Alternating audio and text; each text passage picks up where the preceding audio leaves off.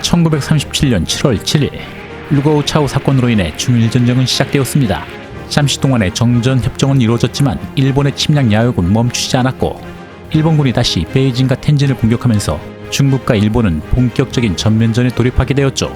그리고 화북지역 국지전으로만 제한될 것 같았던 이 전쟁의 불씨는 당시 300만 인구가 모여 살던 국제도시 상하이까지 번지게 되었습니다. 그리고 8월 14일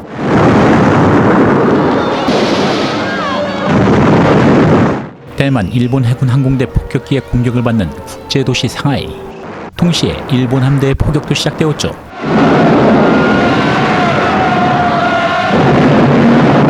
당시 조계지로서 거의 대부분이 외국 땅이나 다름없는 치해법권 지역이었던 상하이. 일본 조계 지역을 두고 중국군과 일본군의 긴장감이 고조되어 있었고 언제 어디서 교전이 일어나더라도 전혀 이상하지 않던 분위기였습니다. 그리고 일본 해군 장교 오야마 중위가 상하이 홍차오 공원에 난입하다가 사살된 사건이 발생하자 결국 양국은 군사행동에 들어가게 되었죠. 由于128淞沪协定的约束，上海市区以及近郊不得进驻有国军部队。日本利用这个协定。 8월 15일 중국군은 상하이에 7만여 명의 병력을 증원합니다. 장제스가 알토란같이 키워냈던 독일식 정예병력 87사단과 88사단도 대거 투입하게 되었죠. 중국군의 목표, 일본군이 더 몰려오기 전에 상하이 일본 조계지를 점령하는 것이었습니다. 海军陆战队的人数约3200人，各舰输送登陆第一梯次人数约3700人，大小口径野战炮约120余门。 아직까지는 일본군 병력이 몇천 명에 불과했던 일본 조계지. 일단 중국군 사령부는 일본 조계지를 점령할 계획을 구상합니다. 我们预备8月17日清晨5时，以600人突击陆战司令部，同时以小火轮装满炸药，在惠山码头撞毁指挥旗舰。8月17日的行动，我们称之为“铁拳计划”。 조계지 공격 작전명 아이언 피스트 철곤 작전. 일단 이름은 그럴듯한데 8월 17일 3개 사단을 동원한 중국군은 조계지 동서쪽으로 동시 공세에 나서게 되었죠. 이렇게 일단은 스스에 몰리게 된 일본군이었지만 이제부터가 시작이었습니다. 8월 23일 우승 해안가에 나타난 일본 해군 함대. 일본 증원군 3사단과 11사단이 우승만 상륙작전을 감행합니다.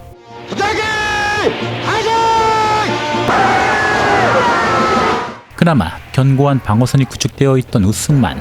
중국군은 이곳에서 치열하게 일본군을 방어합니다. 하지만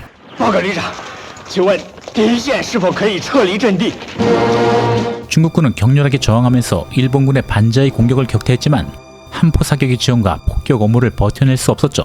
4천여 명의 나름대로 막대한 피해를 입은 일본군 상륙부대. 일주일이 지나서야 겨우 우승 방어선을 점령할 수 있었습니다. 분명히 상하이의 중국군은 뻑하면 박살이 났던 만주와 화북 지역의 중국군과는 차원이 다른 군대였죠. 我们庆祝大日本皇军部队登陆成功，大家喝一杯，我请客。来。 뭐 이런 인간들은 어디나 존재하기 마련. 이 시기 일본군을 막으려는 중국군의 투지는 말 그대로 눈물겨울 정도였습니다. 심지어 일본 해군 함대를 향해 6탄 돌격도 감행할 정도.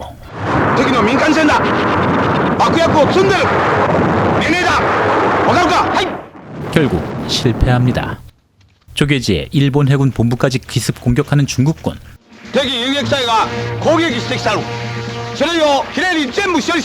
중국군은 거세게 일본군을 몰아붙이면서 조계지를 거의 수중에 넣기 일보 직전까지 갔습니다. 만 여전히 20% 부족했던 중국군. 딱 거기까지였습니다. 일본군은 조계지에서 악착같이 버티고 있었고 저 너머 우승만 상륙을 성공한 일본군 증원 병력이 상하이 시가지를 향해 무더기로 몰려오고 있었죠. 조계지 점령도 실패하고 일본군 상륙 저지도 실패하고 그나마 안전지대였던 영국 조계지에는 난민들이 모여들면서 아비규환을 이루고 있었죠. 그리고 이곳에서 난민을 안내하던 한 소녀. 동방불패 눈이 아니 걸스카우트 소녀 양후이민. 당시 일본군이 침략할 수 없었던 영국 조계지. 덕분에 민간인들은 전쟁의 참상에서 목숨을 부지할 수 있었습니다.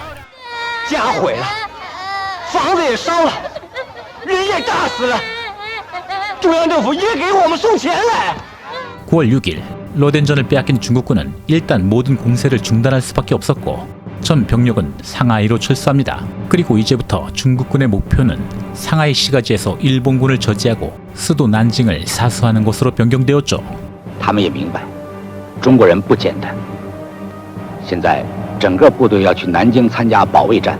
10월 25일 다창전까지 일본군 수중에 들어가면서 장제스는 상하이 사수 실패를 인정하고 전면 철수를 결정합니다.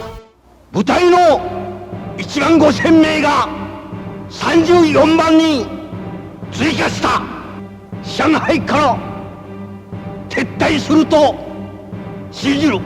그리고 그 대병력이 철수하는 동안 이 무지막지한 일본군을 저지해야 했는데 그 임무를 맡은 인물 오이사연대 세진위안 중령. 希望你们的名字和四行仓库一样，不会被后人忘记。是。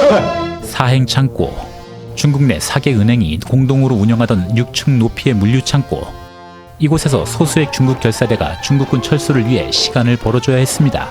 그 임무를 맡은 부대는 세진이안 중령 휘하 중국군 88사단 오이사연대 1대대.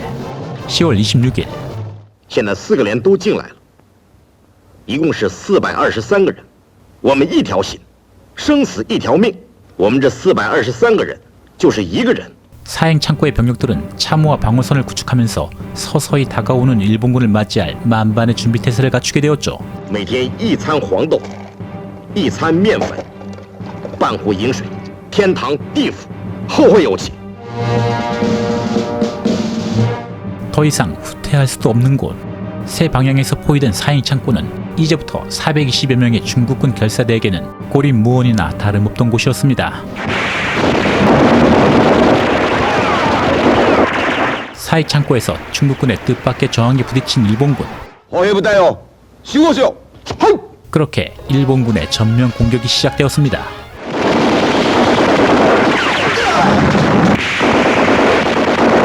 예, 얼마 전에 나온 800과 비교하면 안 되겠지만 정말 담백한 전투씬, 그다지 위험해 보이지 않는 전투씬. 뭐 이 맛에 보는 거죠. 어쨌든 시간을 벌기 위해 치열하게 일본군을 막아내는 중국군 결사대. 처음부터 이렇게 싸웠으면 얼마나 좋아. 밀폐된 공간에서 보급품과 식수까지 부족했던 열악한 상황에 놓여있던 중국군. 그리고 영국군 조계지에 나타난 걸스카웃 소녀 양후이민. I want to go across the bridge and take care of our soldiers. 영국군의 도움으로 무사히 다리를 건널 수 있게 되었죠. 你们是什么部队？ 88师武安师团第一营，他问你仓库里有多少人？有800个人。 여기서 잠깐. 사행창고 방어 병력은 실제 423명이 투입됐지만 저 병사가 800명이라고 말한 이유는 병력 수를 부풀려서 일본군을 교란하기 위함이었습니다. 你们里面缺什么东西？缺水，缺手电筒。我们的国军还没有走，一部分留在4行仓库跟日本人打仗。 이때부터 이 걸스카웃 소녀들의 눈물겨운 노력이 시작되었습니다. 我转，我转。 谢谢会长。 조계지 중국 재벌에게 사정사정해서 막대한 양의 물자도 지원받은 걸스카웃 소녀들은 영국군 트럭을 개조해서 사행창고 병사들에게 보급품을 전달할 수 있게 되었죠. 给我一点。他妈的，这个水啊，比我娘的奶还香！ 고작 몇백 명에게 진격이 가로막혀 외신 기자들에게 체면이 구겨진 일본군 지휘부. General, what will you say? General. 둘째 날, 이제 장갑차까지 앞세우고 사행창고를 공격하는 일본군. 점령이 될 듯 말 듯 중국군은 절대로 포기하지 않았습니다. 이제 6탄 돌격까지 감행하는 결사대. 잠 한숨 못 자고 식사도 하루 한 끼. 진작 이렇게 싸웠으면 얼마나 좋아. 평화로운 공동조계 구역에서는 중국인들이 이 전투를 응원하고 있었죠.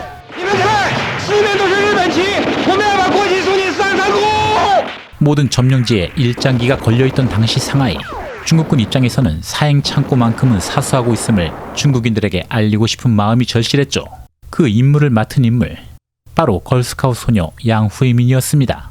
孩子，交给你了。如果把这面国旗送到4行仓库升了起来，不但对仓库里的士气和上海市的民心大有帮助。 수영이 능숙했던 걸스카웃 소녀 양후이민. 빗발치는 총탄을 뚫고 사행창고에 도착한 후이민은 청천백일기를 세준위안 중령에게 안전하게 전달할 수 있게 되었죠. 这是给我们送国旗来的女童军杨惠敏。 이튿날 사행창고 옥상에는 청천백일기가 개양됩니다.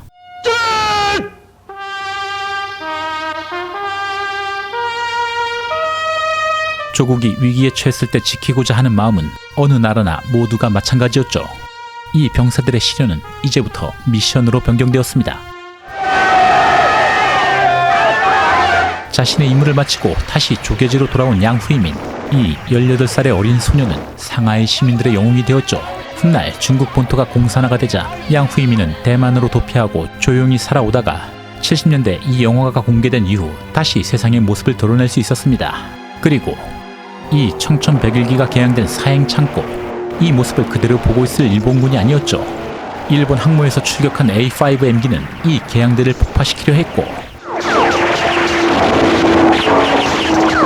대공 화력이 전무했던 중국군, 온몸으로 일본기의 기총투사를 막으면서 처절하게 이 개양대를 사수합니다. 영화는 갑자기 배달의 기수로 분위기가 바뀌지만 뭐 이 맛에 보는 거죠. 그리고 나흘째 지휘관 세진위안은 88사단 참모 장주중에게 뜻밖의 연락을 받게 됩니다. 为了租界地带的安全，停止战斗，即刻放弃四行仓库，退回新乐色桥英租界来。 지금껏 등골 빠지게 싸웠는데 이제 와서 포기하라니. 我们决定坚守仓库，战斗到底。 예, 영화에서는 이렇게 비장하게 나오지만 실제로는 일본군 지휘부가 중국군의 안전한 철수를 보장하겠다는 의사를 세진위안 중령에게 직접 전달했죠. 만에 하나 아차하는 순간 일본의 포화가 영국이나 미국 조계 지역을 향할 경우 미국과 영국, 프랑스도 이 전쟁에 개입할 우려가 있었기 때문이었죠. 결국 세진위안 중령은 퇴각을 결정합니다. 从8月13号忙到现在，你们已经打了3个月的硬仗。从2点钟开始，按照第一连，我希望大家人人都跑过去，枪都带过去。 일단 영국 조계 지역은 바리케이트를 개방하고 第一连弟兄注意，快打突破，快！ 역시나 이 철수대열의 공격을 가하면서 거하게 통수를 쳐대는 일본군. 第二连注意，快跑同志，